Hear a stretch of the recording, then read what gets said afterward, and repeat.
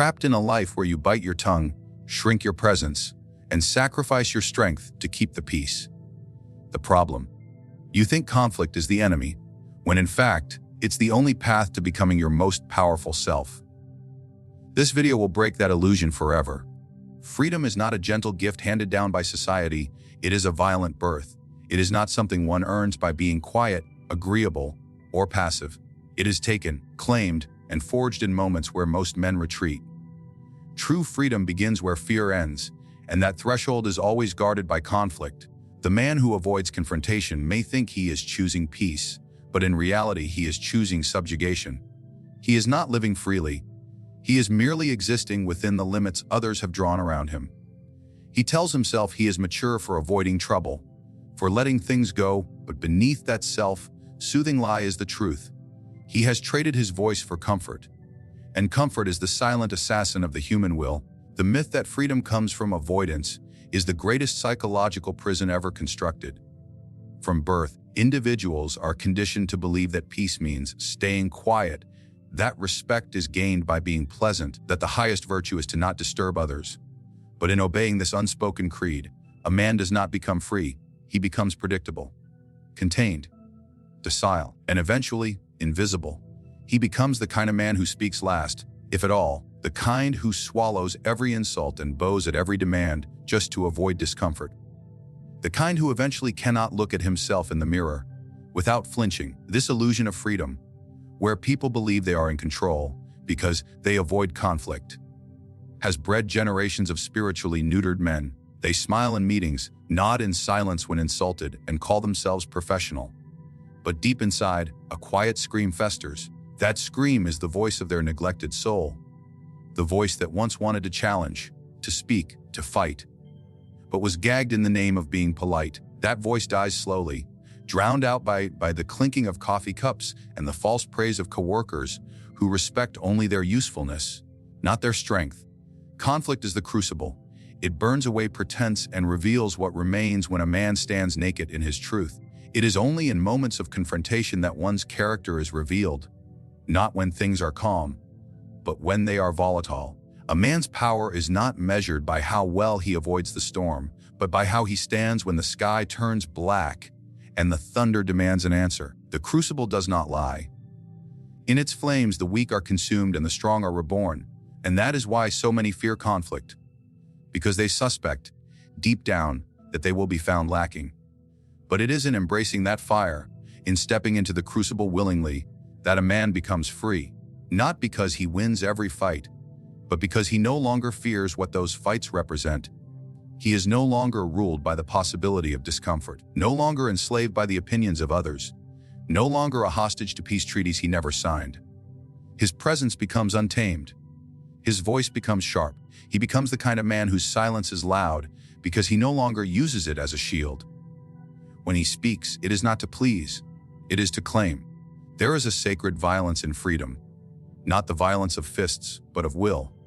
It is the violence that destroys the need to please, that slays the fear of being disliked, that crucifies the desire for harmony at the expense of honesty. The crucible of conflict demands a toll from all who enter, but it pays in full. What it gives is clarity, boundaries, power. A man who walks through the crucible walks differently. He is not reckless, but he is dangerous. Not loud, but unshakable. Not aggressive, but immovable. Most people will never know what it means to be free because they will never willingly step into that crucible. They will spend their lives crafting excuses to stay out of conflict. It's not worth it. I don't want to escalate things. Let it go. These are not philosophies. They are symptoms of internal death, death of ambition, death of self-respect, death of the fire that once lived in their gut when they were young and still unbroken. The crucible is the last chance to bring that fire back. It is the only place where a man can reclaim what was taken from him, his own will. To stand in conflict is to declare, I will not bend, not because I hate you, because I love myself. It is the refusal to let anyone rewrite your boundaries, your beliefs, your identity. And in that stance, that raw, brutal defiance, freedom is born, not as an idea, but as an embodiment. Avoidance wears a mask that fools many. Diplomacy, maturity, tolerance, patience. These are the names given to its disguise, carefully constructed to make cowardice look like wisdom. But no man has ever risen by shrinking. No truth has ever survived by being silenced. The individual who consistently avoids conflict believes he is maintaining peace, when in reality he is preserving his own weakness. He lives in fear, but not the kind of fear that comes from outside dangers. He fears himself, his anger, his strength, his capacity to disrupt. And so he neutralizes his power and calls it virtue. What he doesn't realize is that every time he avoids a confrontation, he weakens the foundation of his soul. He tells himself that he is being the bigger person. But this is nothing more than an ego, salving lie to mask his inability to stand up for himself. He may even be praised by others for his calm demeanor and for not stooping to their level. But this praise is hollow. It comes from people who benefit from his silence, who exploit his need to be seen as good. Avoidance is not about control. It is about submission. A silent surrender decorated in noble language that erodes identity and integrity one unspoken word at a time. A man does not grow by dodging difficulty. He grows by stepping into it. He grows when he stands in the discomfort and dares to speak the words that rattle the room. But the man addicted to avoidance trades truth for temporary ease. He allows the false to dominate the real just to keep things from becoming complicated. His fear of conflict makes him a servant to the status quo, to the loud, to the manipulative, to the unjust. And he cannot see this enslavement because he's wrapped it in morality. But a slave who believes in his chains is more lost than one who simply fears them. There is nothing virtuous about suppressing your voice. There is no courage in smiling while your values are trampled. To retreat, not because strategy demands it, but because fear dictates it, it is decay. A man who avoids difficult conversations, uncomfortable decisions, and necessary confrontations is not peaceful. He is petrified. He has trained himself to flinch at anything sharp, to step back when challenged, to fold under the pressure of disapproval. And he calls this restraint, but it is not restraint that controls him. It is cowardice dressed in the robes of social grace. He becomes a diplomat of delusion, brokering false peace agreements within his mind just to avoid feeling uncomfortable. He apologizes when he should be silent, agrees when he should oppose, laughs when he should be disgusted. His life becomes an elaborate performance where survival depends on keeping everything smooth, undisturbed, likable. But inside he is burning, because every lie he tells to avoid conflict creates a war within himself. A war between what he knows and what he allows, between who he is and what he shows. Eventually, this internal contradiction fractures the man. He becomes bitter. He resents those who are bold enough to do what he cannot. He scorns the confrontational man, calling him arrogant, aggressive, even toxic, not because he is wrong, but because he is free. And freedom reminds him of his own quiet imprisonment. He masks this resentment with condescension, smug remarks about how he doesn't waste his energy on negativity. But deep down, he knows the truth. He has no energy because he's used it all to keep his own mouth shut. Avoidance is attractive because it promises a quick escape. Say nothing and the storm might pass. Compromise and the shouting will stop. Walk away and you don't have to deal with it. But this is the behavior of prey, not of a sovereign man. And what you avoid externally always becomes amplified internally. The conversation you avoid becomes a repeating monologue in your mind. The confrontation you skipped haunts you in silence. The decision you dodge becomes a heavy stone dragging your conscience downward. Cowardice is rarely loud. It is quiet, polite, accommodating. It nods when it wants to scream, it smiles when it wants to fight, and it yields when it wants to stand. It is tolerated and even admired in a culture that values comfort over courage. But beneath the approval lies a dangerous truth. The world does not respect those who avoid, it uses them. Because when a man has no line he will draw, no fight he will enter, no word he will risk, then his existence becomes negotiable. The man who avoids conflict is easy to control. He is easy to manipulate, to coerce, to guilt. Because his primary goal is to not disturb the peace, he becomes disturbingly easy to bend. Every tyrant, every abuser, every manipulator depends on such men. Men who will not push back. Men who will give in. Men who will go along just to keep things civil. But civility without confrontation is not peace. It is oppression with a polite mask. And the man who participates in it, knowingly or not, has already given up his claim to freedom.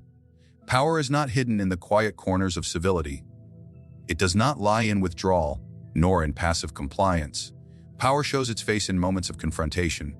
When a man is faced with resistance, opposition, or defiance, it is not his retreat that earns respect. It is his response. True power is the capacity to enter into conflict without flinching, to speak when silence would be more convenient, and to maintain one's ground when every force demands submission. A man who confronts, boldly, clearly, without apology, announces to the world that his reality is not negotiable.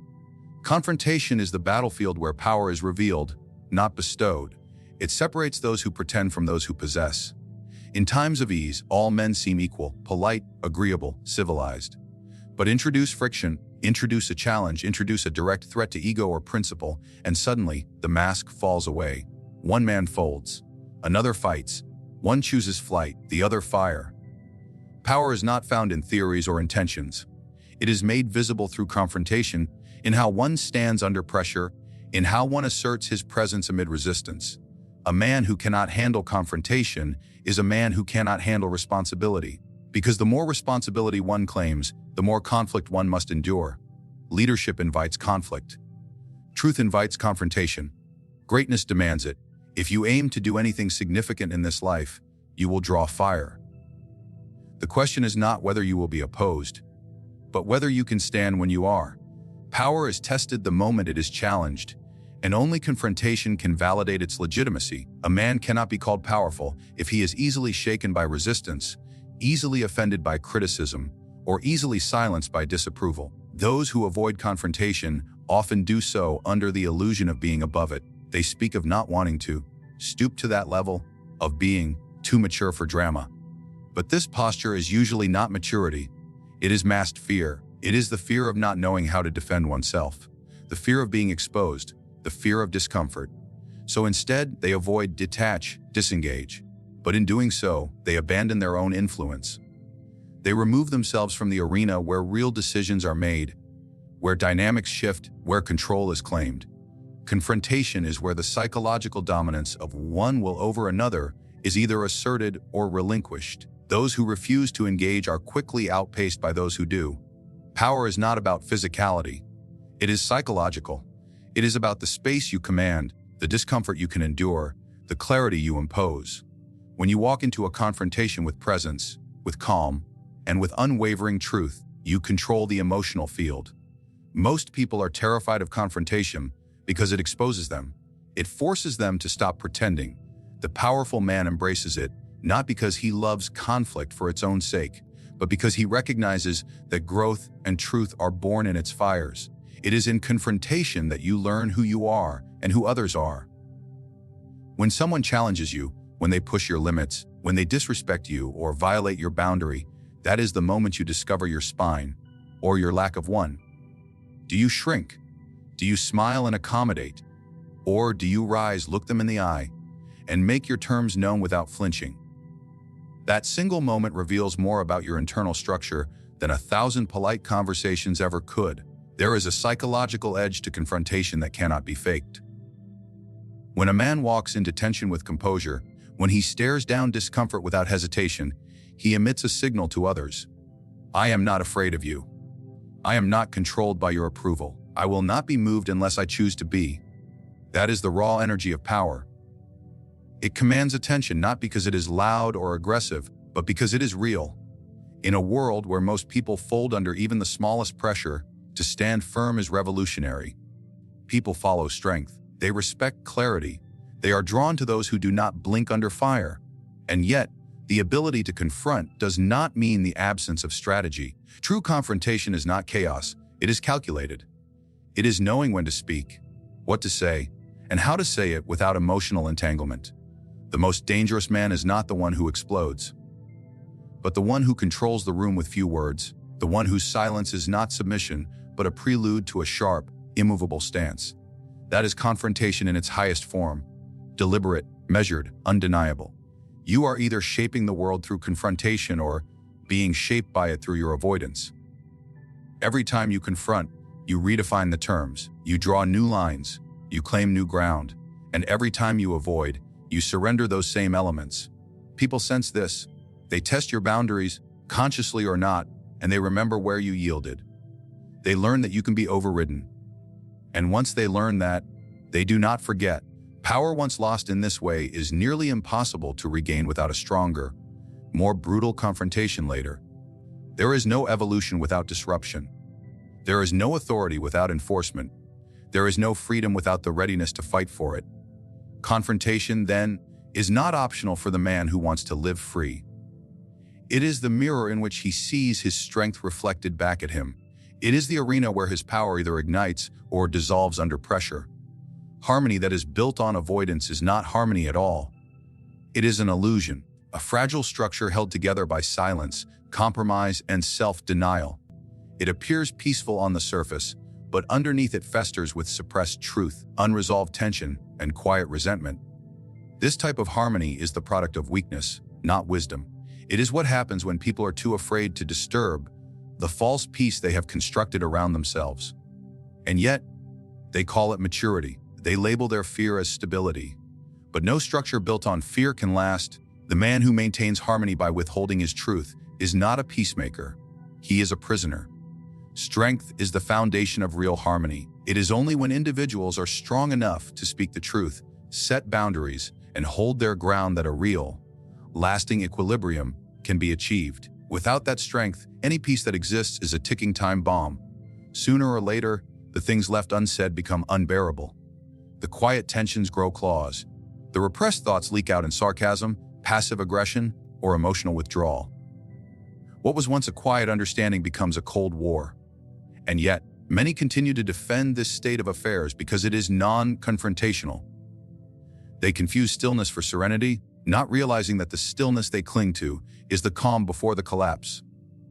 In every relationship, personal, professional, societal, there comes a moment where tension rises, a moment where truth demands to be spoken, where injustice demands resistance, where discomfort demands confrontation. The strength of that relationship, and the individuals within it, is tested not by how well they avoid these moments, but by how they navigate through them. If both parties are strong enough to be honest, strong enough to disagree, strong enough to withstand the storm, then what emerges afterward is a deeper, more authentic harmony. But if one or both are weak, and the confrontation is evaded or suppressed, then the relationship becomes a performance, not a connection. Many men live their lives in this kind of performance. They go along to get along. They keep things nice. They tell themselves it's better to stay quiet than to stir the pot. What they are really doing is abandoning their own authenticity. Every time they suppress what they feel, they chip away at their sense of self. Every time they say yes when they mean no, they surrender a piece of their personal power. They become agreeable shells, liked by many, respected by few, truly known by none. And all for the sake of keeping the illusion of harmony intact. A man without strength cannot create true peace because he has nothing to back it. His words carry no weight, his presence no authority. He may try to mediate, to smooth things over, to appease both sides, but in doing so, he becomes a bridge others walk across, not a foundation others build upon. His efforts to maintain peace are not seen as noble, they are seen as weak. People sense when a man is trying to keep harmony because he fears the alternative, and they instinctively lose respect for him.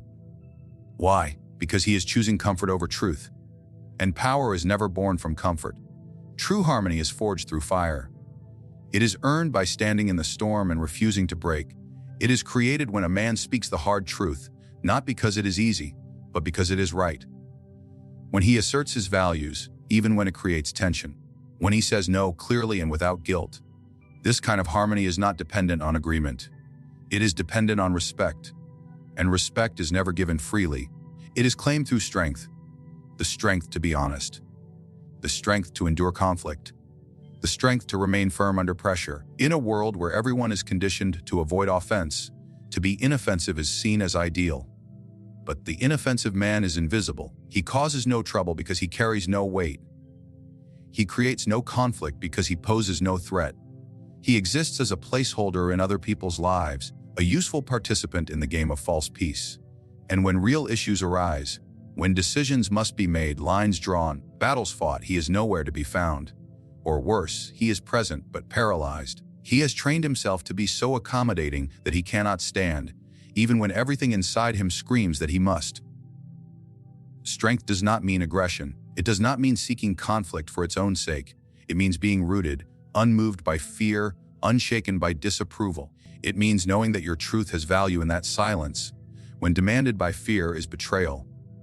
A strong man does not seek to destroy peace. He is unafraid to disturb it when necessary. He understands that real harmony must be tested by fire to prove its worth, that a peace never challenged is a peace never trusted, that those who cannot endure discomfort will never build anything that lasts.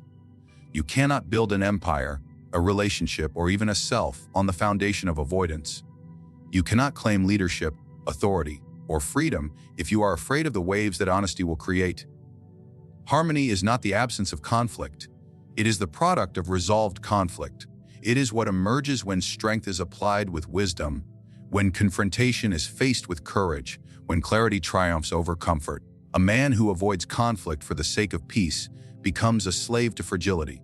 A man who embraces strength as the price of truth becomes the architect of something unbreakable. Harmony that is born from power is the only harmony that can truly survive. Freedom does not belong to the agreeable.